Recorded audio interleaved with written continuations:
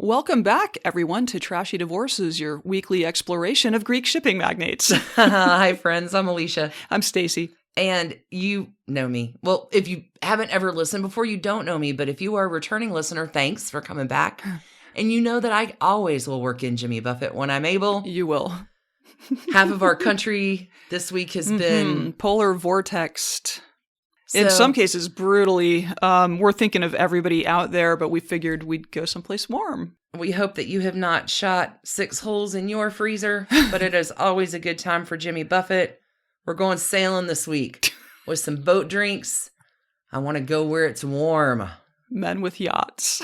Who do you have this week? Good Lord. Aristotle Onassis. Not too many wives.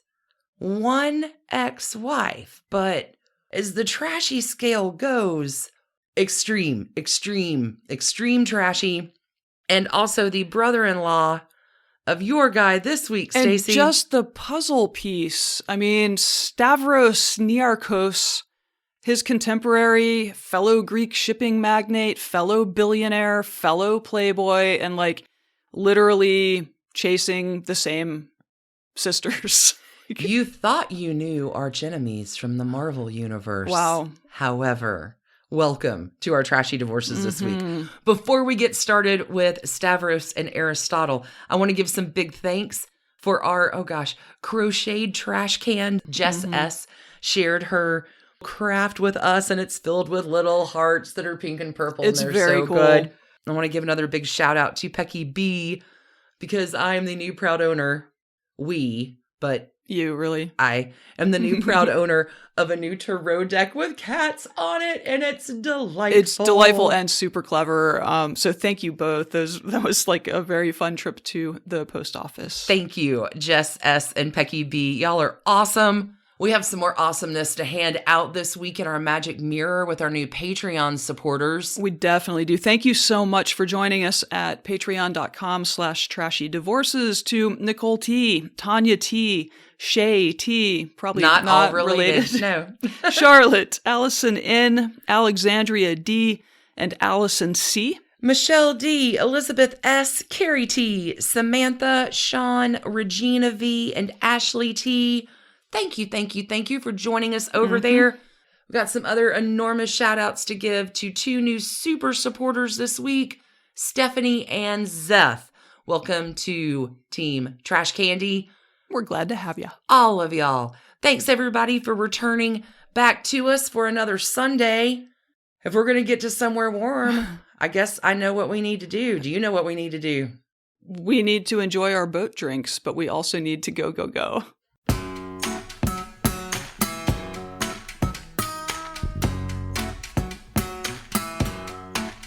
All right, Alicia, I think you have the more famous in America half of our trashy brother-in-laws today. Yeah, today I'm going to talk about Aristotle Onassis, shipping magnate and tycoon.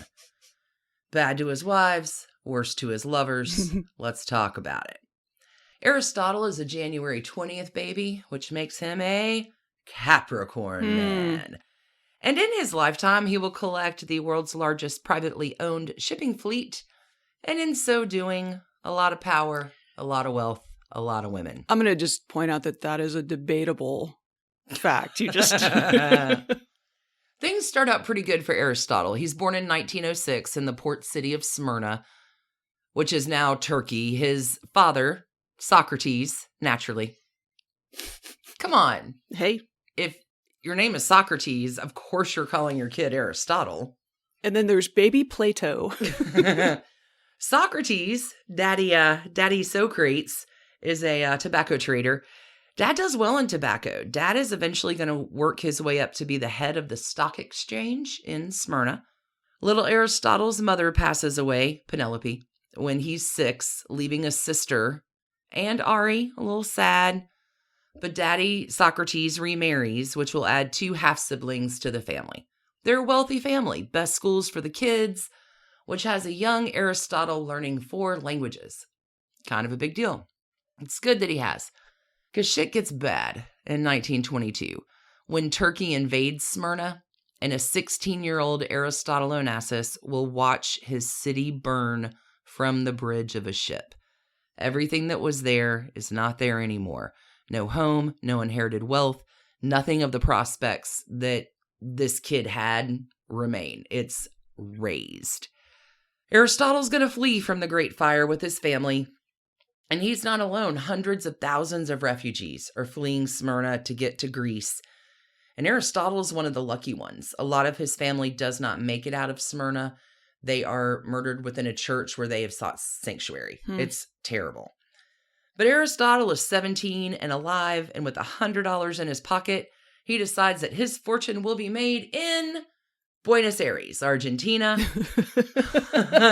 Okay, that was not top of mind for me, but go Where ahead. young Aristotle will work as a nighttime switchboard operator, which gives him a lot of time, because it's not very busy, to eavesdrop in on the conversations and practice all those international languages that he learned back in Smyrna.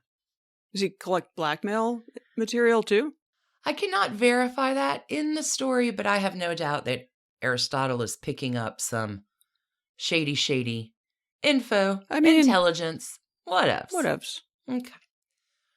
So this is 1923, and all the ladies are swooning over an actor named Rudolph Valentino. Rudolph has starred in The Sheik and The Son of the Sheik, and the success of these movies, and most especially the way old Rudy Valentino handles a cigarette, gives Aristotle Onassis an idea. I will partner with my father. We will import tobacco into Buenos Aires and market it to women. That is their big brand invention. Aristotle is going to find a famous opera singer. Her name is Claudia Muzio. He's going to get an opera singer on the Siggies? Yeah, to be the public face of the brand. He will sway Claudia. Interesting. Take on this brand ambassador role. He shows up at her dressing room one night with this enormous group of flowers and also seduces her too. So Aristotle is a millionaire by the time he's 25. Wow. He's appointed vice consul of Greece in Buenos Aires.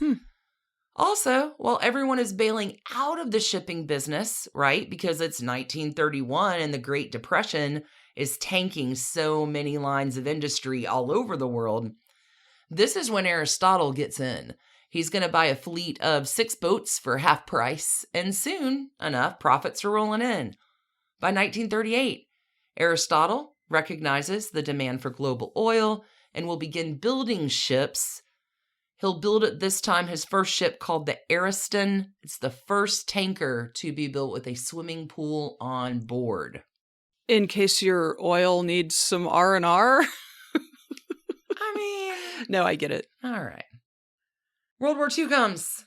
Small problem. In the way of his plan of world domination, because he's always making a plan, Aristotle, he's going to lease the ships that he has acquired to the United States to transport war supplies. And when the war is over, there's a lot of surplus that you can pretty much get for a bargain price. But Alicia, this is not a podcast about shipping fortunes. And hell, it's 1946. This week it kind of is, though. Aristotle's 40. Where's the marriage to get to the trashy divorce? There's no marriage for Aristotle until this point. Now, he dates plenty. All the ladies. He likes strong and independent women. He dates Greta Garbo, Veronica Lake, Evita Peron. He is having a great time. Old Aristotle is at being an independent businessman. Ladies are never the problem, but there's no wife in sight. Aristotle says he approaches every woman he meets as a potential mistress. Until feminism. No, Aristotle has been aggressively courting a girl, a 14-year-old girl named Athena Livanos. She is the daughter of a very wealthy Greek shipping magnate named Stavros Livanos. Now, this is not your Stavros that you're talking about. No. This is another independent Stavros. It's a different Stavros. But here's the thing. Both your Stavros and Aristotle indeed are both courting this 14-year-old child. Yeah, and it's not like Stavros is 16 at this point. It's really gross. No, Stavros is 37. Aristotle's it's gross. So the competition is underway, and it's super sick. It's sick. I'm glad we're calling it what it is, because Yeah. as I was researching this, I was just like, heebie-jeebies. Okay. No, it's gross. Now, Aristotle and his persona is not dignified. He's not cosmopolitan, but fuck if he's not determined. And really does persevere in pursuit of a 14-year-old child. And Daddy Stavros Niarchos is like, see, I have this other daughter who's older. Her name is Eugenia, and I need to marry her first. It's very Shakespearean, right? You can't marry my younger daughter until I marry the older daughter, and it's impossible for you to marry her anyway because she's 14 and her older sister is 17, and why don't you want that first one? And even in the 1950s, some things are against the law. Right. Well, your Stavros asks for Tina's hand first, but is denied. But Aristotle keeping up the momentum. There are private parties, there are gifts, there are trips on the yacht, and finally, by 1946, Daddy Stavros agrees. And December 28th, 1946, Tina and Aristotle will marry. Tina is 17, Aristotle is 40. And this marriage will raise Onassis's influence through the roof. Here begins also the rivalry with Aristotle and your Stavros for real. I mean, this is a tit-for-tat competition. Well, I built a big yacht. Well, I'm going to build a bigger yacht. Oh, well, I have a private island now, Scorpios. Oh, well, my private island is better. It is constant and unrelenting between our two dudes from this point on. In a better world, they would have ended up together. Aristotle, that was funny. Aristotle and Tina have 2 kids. Alexander in 1948. Christina is born in 1950. Both kids born in New York City.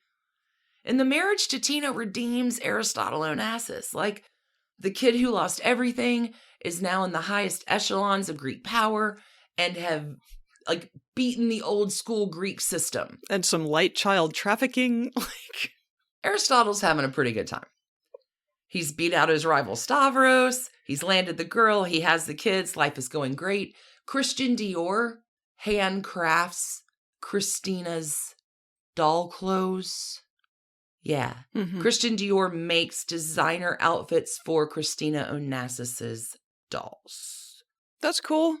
She's a profile on her own one coming day. But Aristotle married to a celebrated beauty. He has a son to take over everything one day. Things are groovy. But Aristotle, like so many other men that we have seen on this podcast, is not able to keep his penis in his pants. And the marriage is pretty much busted by the mid-1950s. Tina knows he's fooling around, and the marriage is a construct. They are throwing great parties together. They keep up the ruse for social appearances' sake, but the love is, how you say, gone. And Tina, what's good for the goose and all that? She's like, I can gander. So Tina is going to begin an affair with Brazilian millionaire I was going to say, playboy. she's all of 20, 21 years old. Right. Reinaldo Herrera. And Aristotle, the goose, doesn't really like her gandering. Not happy? He's furious. You cannot gander like that, Tina. Wow. So Aristotle will retaliate and begin his infamous affair with married opera star Maria Callas. Mm-hmm. Aristotle will invite Maria and her husband onto the yacht, Christina, with his wife. And things go great on the boat for a while. Tina and Maria will sun themselves, take excursions, enjoy each other's company. But then Tina's getting a little suspicious that something may be happening between her husband and the internationally famous opera diva. Something happens. We don't know what, but something happens and Tina leaves the boat with cartoon smoke puffs behind her. She gets off the boat so fast. Wow. Mm-hmm. Marriage over. We can suppose what may have happened. I suspect we can. You can tell the girl who left the tights on your boat that she can have you now. I don't actually think there's much mystery about what likely happened. But Tina's out. Even in either of those cases. Right. And soon Tina's filing for divorce, originally in New York State for adultery, because that's the one state where you have to go through the proof of blah, blah, blah. And she wants custody of the kids. Tina's now 30, and she's going to call out in courts that Aristotle has been committing adultery. I love this. Not just regular adultery, international adultery. He has committed adultery in the United States, France, Monte Carlo, Greece, and Turkey. Just lists out his Go big or go home. international countries of fucking. Aristotle, like just an international gigolo, right? So Tina will give in court the initials of JR. My husband has been carrying on this international affair with JR, but everyone knows it's because of Maria Callas. So the divorce between Aristotle and Tina won't happen until the following year, 1960. And it will take place in the divorce capital of the United States at Alabama? the time. Yes, ma'am. Alabama. The great state of Alabama. Covered that a few seasons back. Tina comes into town, into Mobile, gets a library card, buys an apartment, and the divorce is done in like a week. Leaving Tina free in 1961 to marry John Spencer Churchill, the 11th Duke of Marlborough. And that marriage will go on For about a while. 10 years, ending in divorce in 1971. I cover it in my story. Well, that's my next line. I'm going to leave Tina here because she's coming back around in your story. Everybody wants to take a shower after this one. That's what I'm certain of. We're not quite done with her yet, but we're done with her for now. So let's get back to Aristotle and the scandalous affair with Maria Callas. So they meet back in 1957 at a party hosted by Elsa Maxwell in Venice. And that Elsa Maxwell, man, she's always busting up somebody's marriage with who she introduces to somebody else. Maria, married, is blown away by Aristotle. Maria's 35, Aristotle's 51, and Maria is already married to an older millionaire. But Aristotle gives a party for Maria, and she is literally left gasping. Like, this is more money than her millionaire husband. This is billionaire wealth. Money like she can't imagine. And Aristotle and Maria are in love. They're both married, but they talk about marriage all the time. And certainly, once they are both divorced, they will be married. And she does her part. 1959 through, oh my God, so much strife, divorces her husband, and will lose a lot in the process. Her leading diva role, her contracts, her gigs, but no matter, she's going to get the man she loves. Aristotle's divorce comes through from Tina in 1960, and hear the silence. There are no wedding bells. Aristotle tells her all the time, we're gonna get married, babe. Me and you against the world. So Maria Callas goes and makes an announcement to the press. We're getting married. Because Aristotle told me so. And Aristotle will tell those same reporters that that's just Maria playing a childish prank on you. Just your fantasy. You know those divas. We're not getting married. Maria doesn't retaliate, doesn't say anything, sticks by her man in love. God, Aristotle's such a shitbag. Maria is not beaten physically, but she is definitely subjected to some brutal treatment. Aristotle is mean. He is emotionally abusive to her. He likes to insult her with such zingers as shut up because you're stupid, your nose is too big, your legs are fat, your glasses make you look ugly. The worst maybe, you're just a C word with a whistle in your throat and only good for fucking. Wow. So it's bad enough that there's this assault of verbal and emotional abuse hurled towards his lover, who he's supposed to love. But he doesn't do this privately.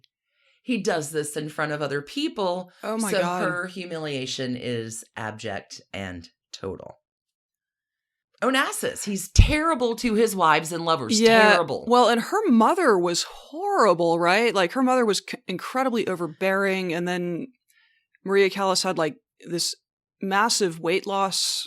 Her story is early in her fascinating. career. Yeah, and yeah. I think we're probably going to have to bring that side piece at some point. I think so. On Patreon. It sounds like he identified her buttons and started pushing. And just pushed him. Yeah, she's a fascinating character all on her own, but not involved in his... Right. Is devolved. Well, sure. Blah. Okay. Oh, spider webs. Everything's connected. So what happens in their loving relationship? So the treatment gets worse. But Maria, stick it in. Stick it on. And of course, there's one day that it all changes. 1963. Lee Radziwill is on the Christina, the yacht, right?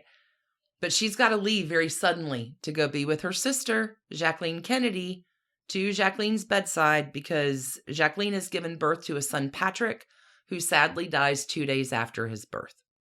When Lee comes back to the yacht, she's sad. She tells Aristotle and Maria about the sadness of Jacqueline, and Aristotle's like, hey, let her come on the boat. Let her come to the Christina. She can recover here. It'll be swell. Jacqueline does convalesce on the Christina with her sister. Few things about this boat. The sinks have solid gold faucets shaped like porpoises. All the bedrooms are named after Greek islands. The centerpiece of the yacht, it has a mosaic pool which can be drained and then raised into a dance floor. Good times, I guess, if you can get them. 1963 is an exciting year for Maria. She gets pregnant at 43. She's wonderfully excited about making her dream come true of, I want Aristotle's child. And Aristotle is like, yeah, no, honey, you're going to have to get an abortion. To add insult to injury, Aristotle also has a new mistress. Her name is Lee Radziwill. Oh my God. Which I guess is fine. Like, Aristotle's gonna stottle. But both Lee Radziwill and Maria Callas are pretty pissed, shocked, alarmed, horrified when the news is announced October, I want to say 15th, mid-October 1968, that Jacqueline Bouvier Kennedy is going to become the new Mrs. Aristotle Onassis in a week. And holy cats, the world reacts to this. And okay, y'all, this is a story coming on Patreon this week because it's not a trashy divorce per se. It's a super trashy wedding, super trashy marriage through and through, probably on its way to have been a trashy divorce. But Aristotle will pass away before the trashy divorce can actually happen. Aristotle dies much earlier than his for real physical death in 1975. Back in January of 1973, Aristotle is devastated. His son Alexander is killed in a plane crash, and Aristotle's health, physical condition, mental condition, everything begins to deteriorate very quickly after the passing of his son. Once he does, for real, pass away in 1975, Jacqueline is left as his widow, leaving Maria Callas heartbroken, per usual. Because their affair, Callas and Aristotle get back together in 1969 and keep having an affair until his death. Like, she's mad at him for a year. Oh, and I'm sure. He comes and beats on her door and brings it's, oh God, okay. There's lots more coming up in Spiderwebs this week on Patreon with the trashy wedding and marriage of Jackie O and Aristotle Onassis, but I think this one wraps it up. Aristotle Onassis, in my summary, bad to wives, bad to women, do not like, do not recommend. As trash cans go, you get a boat. Aristotle, nope. A yacht full of trash cans, dude. A yacht in the pool, in the cabin rooms, everywhere, just filled. A yacht full of trash cans. Aristotle Onassis, bad to women. Good to ships, bad to women. Bad to swimming pools, apparently. Apparently. Drain it, dance on it, whatever. That's Aristotle Onassis. All right. Well, that is just half of the trashy duo of trashy Greek shipping magnates. You wanted to go where it was warm. Let's take a quick break. We'll hear from our sponsors this week, and we will be back with the rival Stavros. of Socrates' son. Stacie. Stavros. Yeah, let's do it. See you on the flip. Believe it or not, this is 2021, and the second verse does not have to be the same as the first. If you would like to get some help changing your tune, the ladies of the Oak Tree Group are ready and willing to help you. They believe in empowerment through knowledge. The Oak Tree Group is offering each of our listeners a free 1-hour consultation on your financial concerns. It is your money, so there are no bad questions. Start the year off right and get your finances singing. Contact the women of the Oak Tree Group for assistance. Yep, that is right. All of the holistic planners at the Oak Tree Group are female. Check out their website, www.theoaktreegroup.net, for contact details and more information on their services. Don't worry, the musical references in this ad are just for fun and not a requirement of the services offered. Again, their website is www.theoaktreegroup.net. So, Stacie, that was only sort of one half of the piece of this puzzle. You are back with the rest of the story. I am. I didn't realize, in fact, when you were like, hey, how about these two?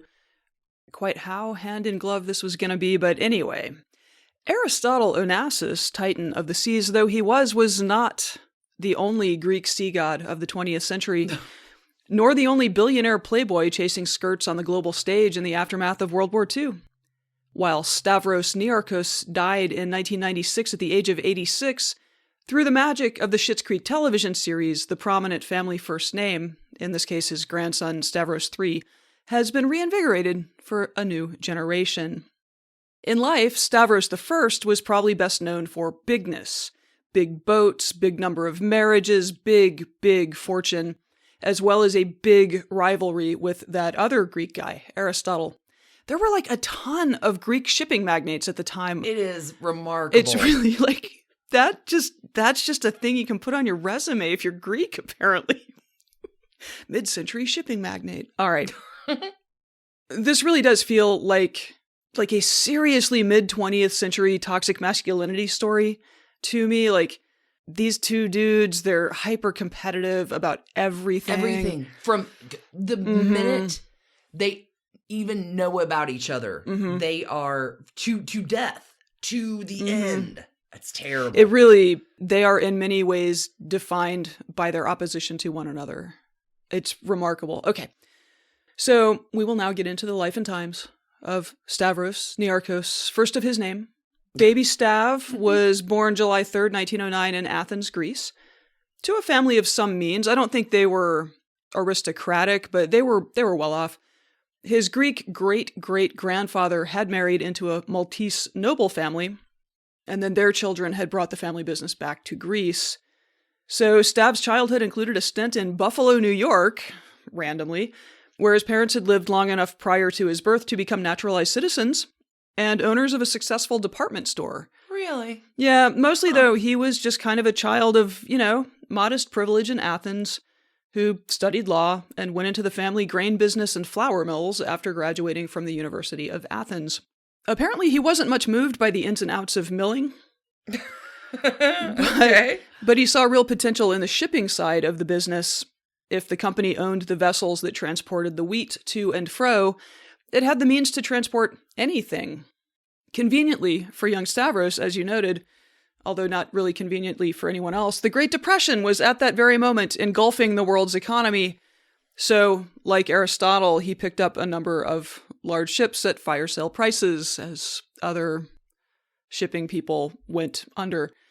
By the time World War II rolled in, the company owned 7 steamers. It chartered these to the Allies for the war effort. He served, 6 of the 7 ships were destroyed. This was unbelievable. Risky strategy. When Stavros returned to private life after the war, he had a $2 million insurance settlement check in his pocket. Well, that's handy. Conveniently, for slightly less young Stavros, the world's militaries at that moment were shedding surplus gear at great rates, and soon he had himself a fleet of U.S. Liberty ships, just like big monster ships. Pennies on the dollar. That the Americans had been slapping together in a miracle of mass production all through the war. So by the end of the war, there were like 2,400 of these sitting around. Holy cats. Okay, again, lots of Greek shipping magnates. 526 of that 2,400 ended up with Greek shipping magnates like Aristotle and Stavros, Holy and then smokes, yeah. it's an alphabet soup of literally, it's all Greek to me. Yeah, there were just a lot. I guess because there's so much coastline in Greece, like it makes sense. But anyway, the rest, as they say, is history. No longer a simple grain merchant, he founded Niarchos Limited, which at its peak operated 80 tankers, including the modern supertanker. He and Aristotle sparred over who had the biggest boat, so you can see how that goes, and that is not all they sparred over. Nope. Stavros's obituaries from 1996 when he died say that he was married 6 times, but that's not quite right. He had 5 wives, 2 of whom were sisters who would die of drug overdoses, one of whom had been archrival Aristotle's first wife, and one who was the daughter of Henry IV II, grandson of that, Henry Ford. His first marriage to Helen Sporides lasted just about a year. He was like 21. It was in 1930. And, he spent the 30s mastering the high seas or whatever, and didn't give matrimony another go until 1939, when he married Melpomene Kaparis, a widow who had previously been married to a diplomat. Like, you can kind of see he's working his way up. Yeah, his station in life is changing over time. Then what happens with wife number 3? Because we've heard about her already. So, yeah, this marriage covered the war years, but by 1947, he had found new love, divorcing Melpomene to marry Eugenia Livanos. Eugenia was just 20 when she walked down the aisle with Stav, but the marriage was a long time coming.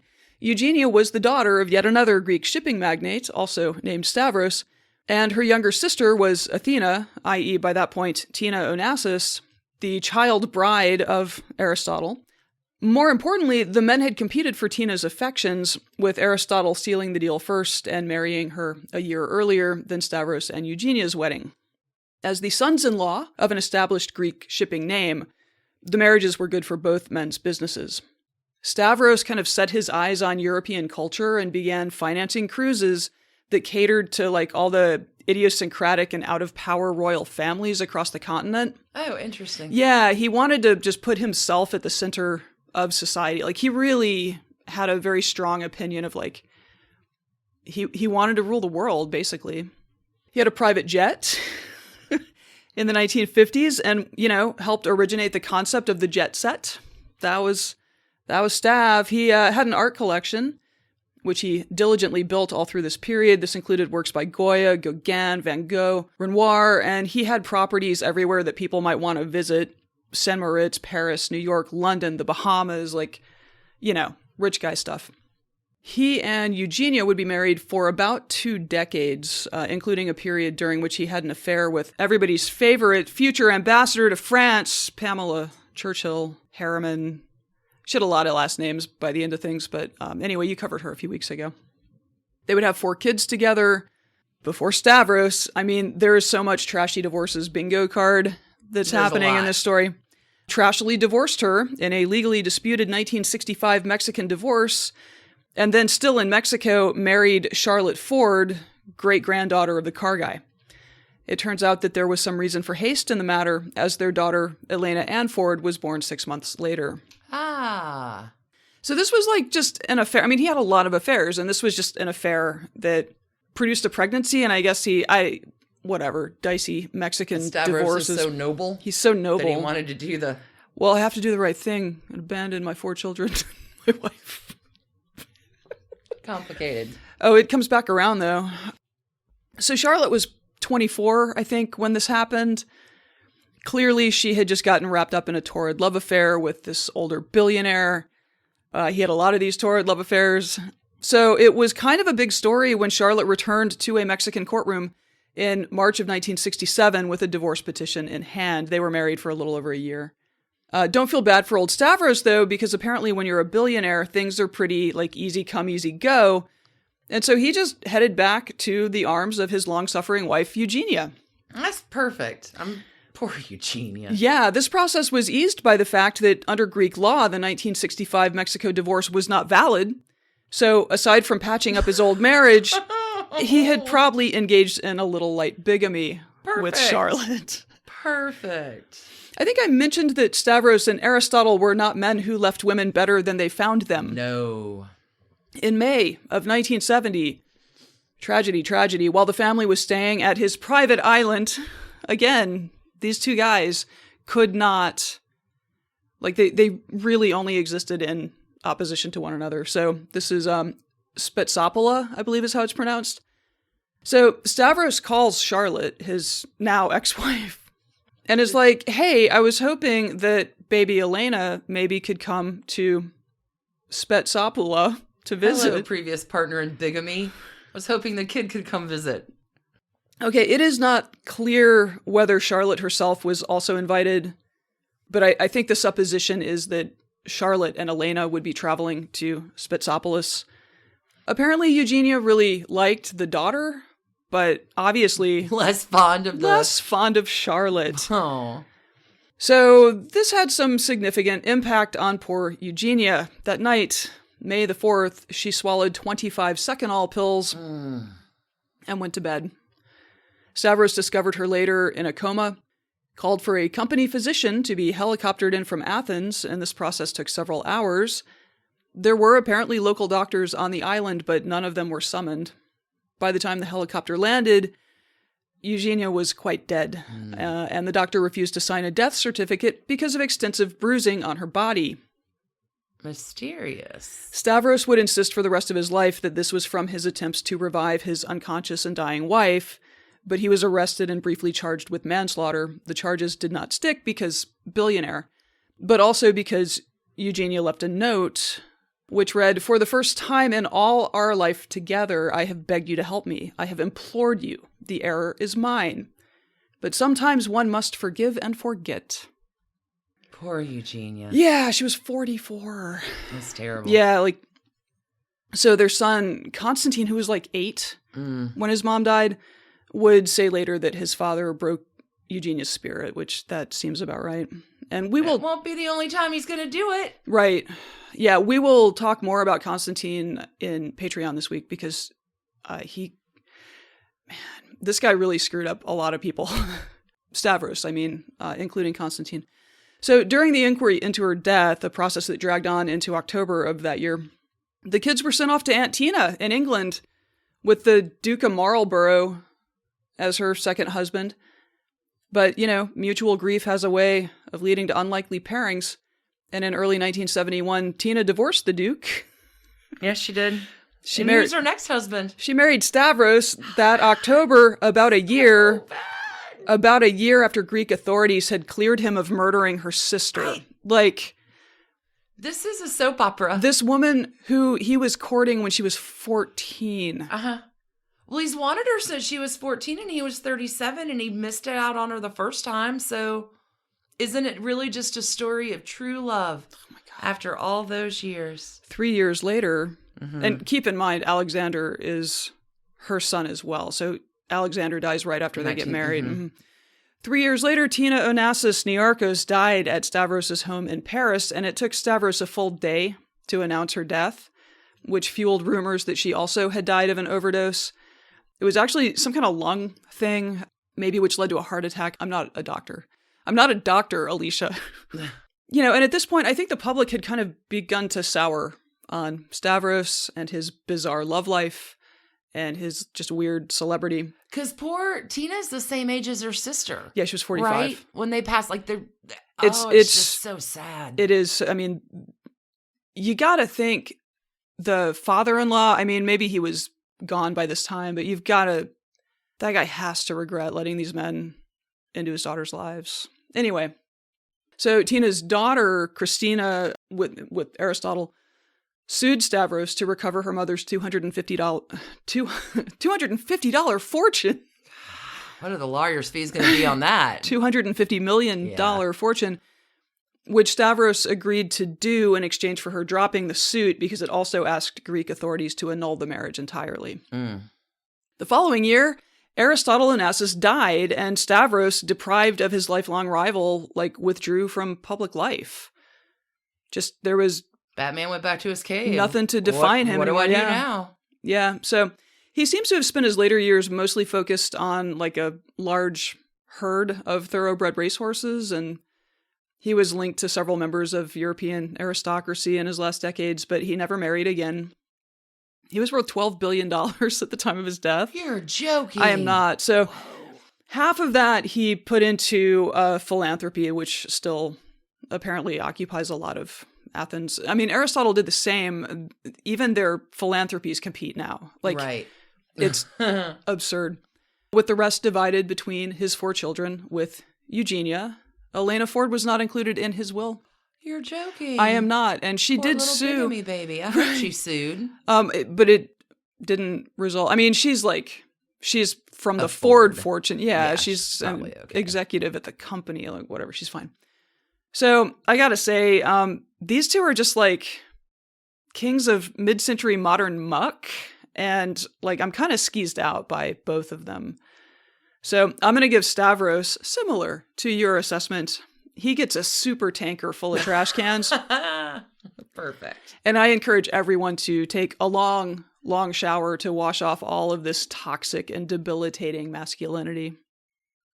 Yeah, those two. I've wanted to talk about these two for a long time because they're so trashy. I can see why. And like, obviously the Jackie O thing, like, it blew my mind as a kid when I saw pictures of Jackie O and Aristotle Onassis. Like, that just made no sense to me whatsoever, but, you know. Yeah, that whole story is super trashy. We'll talk about it on Patreon this week. Oh, what else are we doing on Patreon? We're wrapping up our Ladies Who Lunch the Swan series. We're going to be talking about Truman's short story, La Côte Basque, 1965, where he does all of his swans dirty. All the swans we've talked about over the last month and a half. We're going to find out how he sells them all out in print. Oh, Truman, it's terrible.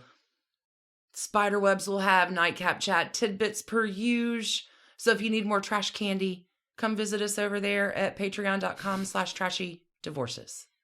And thank you for tuning in yet again. Oh my gosh, yeah. Thanks for listening, everybody. To Trashy Greek Shipping Magnates. We hope that this warmed you up a little. Wherever you are, stay safe, stay well, stay warm. It's been a heck of a week. Thanks for spending your time with us. We're so grateful for you and your trashy, trashy hearts. Until we talk to you next week. Wash the paws. Oh, so much paw washing. Double mask it up. Mm-hmm. Put on 3 masks, hell, just for, it's cold outside. It's cold outside. Yeah. And keep your hearts entirely trashy, friends. But not as trashy as these two. Whew. Oh no, they're an entirely different. Don't go Onassis or Niarchos level trashy. That's too much. It's too much trashy. Who's getting in the shower first, Miria? Race. See you next week, friends. Thanks everybody for tuning in. Bye. Bye. Thanks for listening. Trashy Divorces is written and produced by us, Stacie and Alicia for Hemlock Creatives. You can contact us at trashydivorces@gmail.com or find us on the web at trashydivorces.com. Our art is by Sydney V. Smith. You can find her at sydneyvsmith@carbonmade.com. And our music is used with permission of Ratsy. You can find her at Ratsy's store on Instagram. Need more trash candy in your life? Our Patreon community includes some of the very best humans around, hundreds and hundreds of hours of bonus content, and fresh trash candy every week for all levels of support. You can join Team Trash Candy at patreon.com/trashydivorces. Want Trashy Divorces swag? Check out our merch shop and Trash Panda Enthusiasm Society at bit.ly/trashygear. If you're interested in advertising with Trashy Divorces, reach out to trashydivorces@gmail.com. And last but not least, come play with us on social. We're at Trashy Divorces at Instagram, which Alicia mostly runs. Twitter, which Stacie mostly runs. And on Facebook, which we split. There's also a Trashy Divorces discussion group on Facebook where the trash magic never ends. Thanks again for listening, everybody, and spending your time with us. Until we talk again, keep it trashy.